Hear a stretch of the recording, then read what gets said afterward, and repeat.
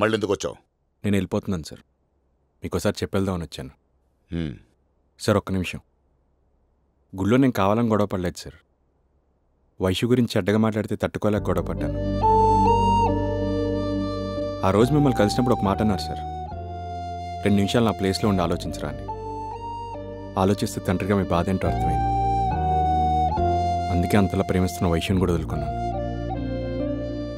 ఇవాళ గుడిలో వాళ్ళని కొట్టింది కూడా మీ ప్లేస్లో ఉండే సార్.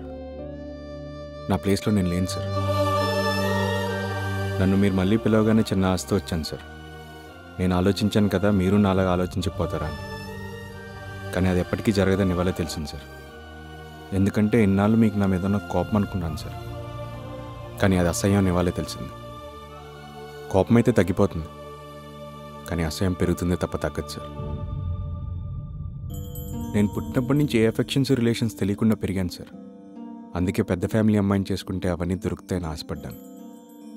కానీ నా ఆలోచన నా ప్రేమను నాకు దూరం చేసేస్తుందని అప్పుడు నాకు తెలియదు సార్.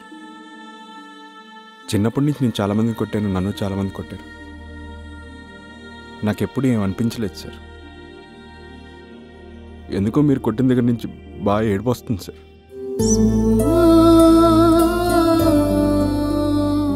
వైషుకి నాకు మీకు తెలిసినందుకు ఏం తెలియదు సార్. ప్రేమించుకున్నాను కదా, తప్పకుండా పెళ్లి చేసుకోవాలేమో అనుకుంటాను. కానీ దానివల్ల ఏం జరుగుతుందో మీకు నాకే తెలుసు. మీరు మీ అక్క జీవితంలో చూశారు, నేను నా జీవితంలో చూస్తూనే ఉన్నాను. వైషు మనకు మాట అడిగింది సార్, మర్చిపోగలవా అని. తనే నా జీవితం అయినప్పుడు ఎలా మర్చిపోగలను సార్? నేను పోయేటప్పుడు నా చుట్టూ నలుగురు లేకపోతే నా తప్పు అవుతుంది, కానీ పుట్టేటప్పుడు లేకపోతే నా తప్పు ఎలా అవుతుంది సార్?